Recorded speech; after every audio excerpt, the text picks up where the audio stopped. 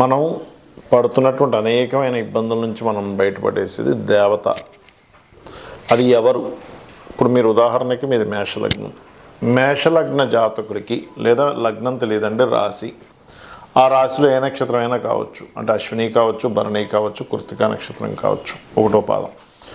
అయితే మీకు రుణము కానివ్వండి, రోగం కానివ్వండి, శత్రుత్వాలు కానివ్వండి, లేకపోతే అనేకమైన ఇబ్బందుల నుంచి మిమ్మల్ని బయటపడేసేటువంటి దేవత ఒకటి ఉంటుంది మీ లగ్నానికి స్పెసిఫిక్గా. అదేమిటి, అది ఎలా ఆరాధన చేయాలి అనేటువంటి అంశాలు చెప్తుంది. నేనైనప్పటికీ చెప్పిస్తుంది సాక్షాత్ లలిత అమ్మవారిగా భావిస్తూ ఆ లలితాంబిక అమ్మవారి యొక్క అనుగ్రహం పరిపూర్ణంగా కలగాలని మనస్ఫూర్తిగా కోరుకుంటూ, మకరం వారికి గనక చూసుకున్నట్లయితే మకర లగ్నము లేదా మకర రాశిలో ఏ నక్షత్రాలు ఉన్నా సరే ఇది సంబంధం ఉంటుంది, గుర్తుపెట్టుకోండి. అయితే మకర లగ్నానికే ప్రధానంగా చూసుకోండి. మరి మీకు ఉపాసనా దేవత ఎవరు, ఏ దేవత ఆరాధన చేసినట్లయితే, మంత్రం తీసుకున్నట్లయితే మీ జీవితంలో రుణ రోగ శత్రు బాధల నుంచి బయటపడతారు, జీవితం చాలా బాగుంటుంది అనేటువంటి అంశాలు చెప్తుంది. నేనైనప్పటికీ చెప్పిస్తుంది సాక్షాత్ లలిత అమ్మవారిగా భావిస్తూ ఆ లలితాంబిక అమ్మవారి యొక్క అనుగ్రహం మీకు పరిపూర్ణంగా కలగాలని మనస్ఫూర్తిగా కోరుకుంటూ, ఇక్కడ పంచమ స్థానం మీకు శుక్రుడు అవుతాడు, పంచమాధిపతి శుక్రుడు అవుతాడు.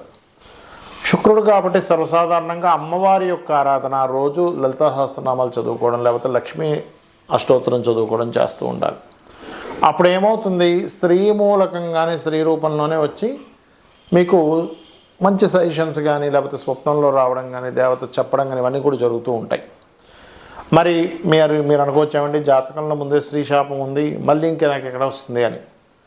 అంటే శుక్రుడు కనుక పాడైతే స్త్రీ శాపం ఏర్పడుతూ ఉంటుంది, గుర్తుపెట్టుకోండి. అంటే మీరు ఏదో గొడవ పడ్డం, ఆ గొడవను వారు కక్షగా తీసుకోవడం, ఆ కక్షగా తీసుకుని దాన్ని సాధించడం కోసం రకరకాల మార్గాల్లో వాళ్ళు ఎప్పుడు మిమ్మల్ని ఎలా డౌన్ఫాల్ చేయాలో ప్రయత్నం చేయడం. అది బంధువర్గంలో ఉంటారు, కొలీగ్స్లో ఉంటారు, ఆఫీస్లో ఉంటారు, రకరకాల మార్గాల్లో మనకి చూస్తూ ఉంటాం. అప్పుడు ఏం చేయాలి, శుక్రగ్రహానికి సంబంధించింది, శుక్రుడు ఏ గ్రహం ద్వారా అయితే పాడయ్యాడో ఆ రెండిటికి సంబంధించిన దానం ఇవ్వాలి, గుర్తుపెట్టుకోండి. అలాగే ఎప్పుడు కూడా మీకు పంచమ స్థానం, పంచమాధిపతి మకరం వారికి శుక్రుడు అయ్యాడు కాబట్టి అమ్మవారికి చేసుకోమని చెప్పాం. కానీ పంచమంలో ఏదైనా గ్రహం ఉంది. ఇప్పుడు ప్రస్తుతంగా చూసుకుంటే మకరం వారికి పంచమంలో కుజుడు ఉన్నాడు. ఆయన ఆగస్టు 3వ తేదీ వరకు ఉంటాడు కాబట్టి సుబ్రహ్మణ్యేశ్వర స్వామి, ఆంజనేయ స్వామి ఆలయాలు కూడా వెళ్తుండాలి. అప్పుడు అది సపోర్ట్ చేస్తూ ఉంటుంది. అంటే ఎలా అంటే, మనం ఒక పని చేస్తున్నాము, లేకపోతే ఒక సంపాదన చేస్తున్నాం, కానీ వేస్టేజ్ పోతుంది అనుకోండి. అప్పుడు ఏంటి పరిస్థితి, నెలకు 1,00,000 సంపాదిస్తున్నానండి కానీ 90,000 వేస్టేజే పోతుంది. ఆ వేస్టేజ్ని ఎలా అయితే ఆపాలో పంచమంలో ఉండే గ్రహానికి కూడా చేసుకుంటుంటే అప్పుడు మీకు ఆ దేవత అనుగ్రహం అనేటువంటిది ఆ రకంగా మీకు పూర్తి స్థాయిలో వస్తుంది. అదేవిధంగా కేవలం దేవత అనుగ్రహమే కాకుండా పితృదేవత అనుగ్రహం కూడా పొందుతూ ఉండాలి. మరియు గోచారంలో వచ్చే గ్రహాలు ఒకటి, పంచమంలో ఏదైనా గ్రహం ఉందా, మీకు పంచమాధిపతి శుక్రుడు అయ్యాడు, అమ్మవారిని చేసుకోమని చెప్పాను. కానీ పంచమంలో ఏదైనా గ్రహం ఉందనుకోండి, అప్పుడు ఏమవుతుంది అంటే ఆ గ్రహము ఎవరైతే అయ్యారో ఆ సంబంధించినటువంటిది చేసుకుంటూ ఉండాలి, గుర్తుపెట్టుకోండి. మీకు పంచమంలో ఉండే గ్రహాన్ని బట్టి కూడా ఆరాధన చేయాలి, ఏ మంత్రుల్లో ఏ గ్రహం పంచమంలోకి వస్తాయని చెప్పాను. అయితే అందులో ఒక్కొక్కటిగా చూసుకుంటే రవి కనుక వస్తే సూర్యుడు, చంద్రుడు కనుక వస్తే రాజరాజేశ్వరి అమ్మవారిని ఆరాధన చేయండి పంచమ స్థానంలోకి. ఎందుకంటే గోచారంలో గ్రహాలు వస్తూ ఉంటాయి. బట్ పర్మనెంట్గా మీ రాశికి ఒకటి చెప్పాను, బట్ పంచమంలోకి వచ్చిన గ్రహాన్ని బట్టి కూడా మార్చుకుంటూ ఉండాలి. ఇప్పుడు నేను మీకు మేషం వారికి ఇప్పుడు కేతు ఉన్నాడు పంచమంలో అని చెప్పాను. అలాగే వృషభ రాశి వారికి నెక్స్ట్ శుక్రుడు వస్తున్నాడని చెప్పుకున్నాం. మిథునం వారికి ఒక 2 నెలల తర్వాత శుక్రుడు అక్కడికి వస్తాడు. అట్లా మార్పు వస్తూ ఉంటుంది. అలా ఆ రకంగా కుజుడు వచ్చాడు ఉదాహరణకు పంచమంలోకి, సుబ్రహ్మణ్యేశ్వర స్వామి ఆరాధన ఖచ్చితంగా చేయండి, అది కూడా మీకు ప్రభావితం చేస్తూ ఉంటుంది. అదేవిధంగా గురువు అయితే దక్షిణామూర్తిని లేదా దత్తాత్రేయుడి యొక్క ఆరాధన చేయొచ్చు. బుధగ్రహం అయితే విష్ణుగ్రహాన్ని, అంటే విష్ణుమూర్తిని బుధగ్రహం దగ్గర కూడా దీపారాధన చేయొచ్చు. అదేవిధంగా శుక్రుడైతే అమ్మవారు, లలిత అమ్మవారు అనుకోండి, లక్ష్మీదేవి అనుకోండి, చేయవచ్చు. శని అయితే కనుక వెంకటేశ్వర స్వామిని లేదా శివ ఆరాధన కూడా చేయవచ్చు. రాహు, దుర్గా, కేతు, గణపతి, ఇవి ప్రధానంగా చేయండి. అలాగే మరొక విషయం ఏంటంటే ఇక్కడ గమనించినట్లయితే ఈ యొక్క పంచమ స్థానంలో ఉండే గ్రహాల గురించి మనం చెప్పుకున్నాం. అయితే ఇది ఆరాధన క్రమం అనేటువంటిది ఎలా ఉండాలి? మీరు ఏదైనా ఒక మంత్రం తీసుకున్నారు, ఆ దేవత సంబంధించిన మూల మంత్రాన్ని మీ గురువుల దగ్గర ఎవరి దగ్గరైనా తీసుకున్నారు, ఖచ్చితంగా 48 నిమిషాల పాటు ఆ జపం చేయాలి, గుర్తుపెట్టుకోండి. అది కూడా నిత్యము చేయాలి. ఒకరోజు చేసాం, వారం రోజులు మానేసాం, మళ్ళీ ఎప్పుడో గుర్తొచ్చింది చేసాం, అది మీకు కనెక్ట్ అవ్వదు. ఎట్టి పరిస్థితుల్లో ఆ దేవత మీకు ఒక్కసారి దేవత కనుక కనెక్ట్ అయితే ఎలా ఉంటుందంటే తను మీకు చెవులో ప్రతిదీ చెబుతూ ఉంటుంది. మీకు ఆపద వచ్చే ముందే మీకు ఒక సిమ్టమ్ రూపంలో చెప్తూ ఉంటుంది, గుర్తుపెట్టుకోండి. ఇలా జరగబోతుంది, ఇలా అవ్వబోతుంది, ఏదో రూపంలో, ఏదో మనిషి రూపంలో. ఇందాక మనం చెప్పుకున్నాం, రవి అయితే ఈ గవర్నమెంట్ పీపుల్ ద్వారా అని, చంద్రుడైతే మాతృ రూపంలో అని, కుజుడైతే అన్నదమ్ములు అన్న లేకపోతే తమ్ముడని పిలిచే వాళ్ళ రూపంలో అని ఇలా చెప్పుకున్నాక, అలా ఏంటంటే మీకు ఒక దేవత నిత్యము ఆరాధన చేయడం ద్వారా మీ పక్కనే మీరు ఎప్పుడు ఏ పని చేస్తున్నా సరే మీతో పాటే ఉంటూ మీకు ఆపద వచ్చే విషయాన్ని ముందుగానే సంకేతం తెలుపుతుంది. ఇది గుర్తుపెట్టుకోండి. ఇది సత్యం, 100% సత్యం. కాబట్టి మీరేం చేయాలి? ఒక దేవతని కంటిన్యూస్గా ఒక ఆరాధనా భావంతో నిష్కల్మషంగా ఫలాపేక్ష రహితంగా అని చెప్పి భగవద్గీతలో చెప్తూ ఉంటాడు. మీరు పత్రమైనను పుష్పమైనను ఫలమైనను ఉదకమైనను ఫలాపేక్ష రహితంగా ఎవరైతే నాకు సమర్పిస్తారో భక్తితో వాటిని నేను ప్రీతిగా స్వీకరిస్తున్నాను అంటాడు. ఇక్కడ చాలామంది ఏంటంటే ఏమండి కోరిక లేకుండా ఎలాగా మనం పలానా కోరు తప్పులేదు, కోరుకోవచ్చు.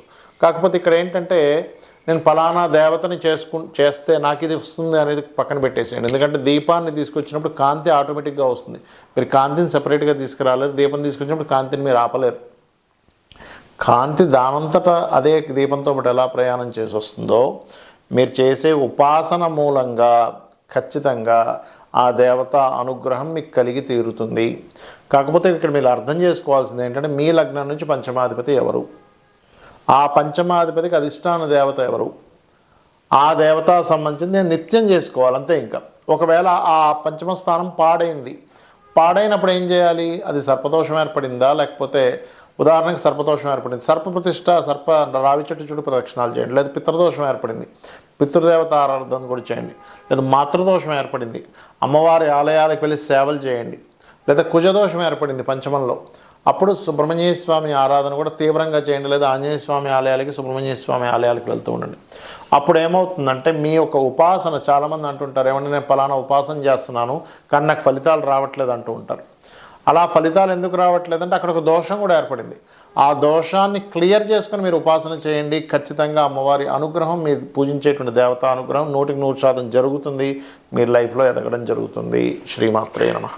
ఇక్కడ మరొక్క విషయం ఏంటంటే కేవలం దేవతా అనుగ్రహంతోనే మీరు ముందుకు వెళ్ళలేరు, గుర్తుపెట్టుకోండి. పితృదేవతల యొక్క అనుగ్రహం కూడా కావాలి. మనం చూస్తూ ఉంటాం ఏమంటే ఏదో గాలి సోకింది, లేకపోతే ఏదో ఒక నెగటివ్ ఎనర్జీ పట్టుకుంది, లేకపోతే ఒక పిశాచ యోగం కనెక్ట్ అయింది అంటూ ఉంటాం. ఆ యొక్క డైమెన్షన్స్లో మీ పితృదేవతలు ఉంటారు, గుర్తుపెట్టుకోండి.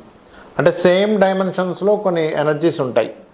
మనకి చూడండి, మనం వింటూ ఉంటాం అతల సుతల వితల పాతాల తలాతల అనేటువంటి ఒక మాట వింటూ ఉంటాం. అంటే 7 లోకాలు, కింద 7 లోకాలు, మొత్తం 14 లోకాలని.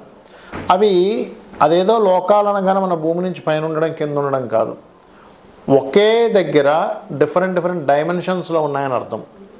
ఆ డిఫరెంట్ డైమెన్షన్స్లో ఉండేటువంటిది ఒకదానికొకటి కనెక్టివిటీ అసలు మనం ఉందని కూడా మనకు అర్థం కాదు. ఆ రకంగా మీరు కేవలం దేవతారాధన చేస్తున్నాను నాకు మంచి కలగాలంటే అది పూర్తి స్థాయిలో మీకు పూర్తి అవ్వదు. మీ యొక్క సాధన కానివ్వండి, లేదా మీ జీవితం కానివ్వండి, ఖచ్చితంగా పితృదేవత ఆరాధన ఉంటేనే, చేస్తేనే దేవతలు కూడా మనల్ని అనుగ్రహిస్తారట. ఎందుకు? మన యాన్సిస్టర్స్. మనం చూడండి, మనకు ఒక ఫ్రెండ్ ఎవరైనా ఉన్నారు, వాళ్ళ ఇంటికి వెళ్ళాం, ఆ అబ్బాయి కావచ్చు అమ్మాయి కావచ్చు తల్లిదండ్రులను సరిగ్గా చూసుకోవట్లేదు, తల్లిదండ్రులని ధిక్కరిస్తున్నాడు, తల్లిదండ్రులకి చేయవలసిన సేవలు ఏమి చేయట్లేదు, వాళ్ళని చాలా కేర్గా చూసుకోవాల్సిన తల్లిదండ్రులను కానీ పిల్లల్ని కానీ సరిగ్గా చూసుకోవట్లేదు. మనం ఏం చేస్తాం? ఆ అబ్బాయిని చూడంగానే, అమ్మాయి కావచ్చు అబ్బాయి కావచ్చు, చిచ్చి వీడితో మనకు స్నేహం అవసరమా అని చెప్పి మనం సందేహపడతాం.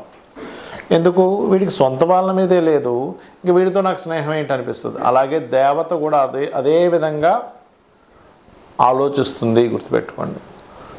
వీడికి కనీసం వీళ్ళ పితృదేవ అంటే వీళ్ళ పూర్వీకుల మీద, తండ్రి మీద, తాత మీద వాళ్ళకి శ్రాద్ధం పెట్టాలనో లేకపోతే పిండ ప్రదానాలు చేయాలనో పితృదేవత సంబంధించిన తర్పణాలు వదలాలనో లేదు.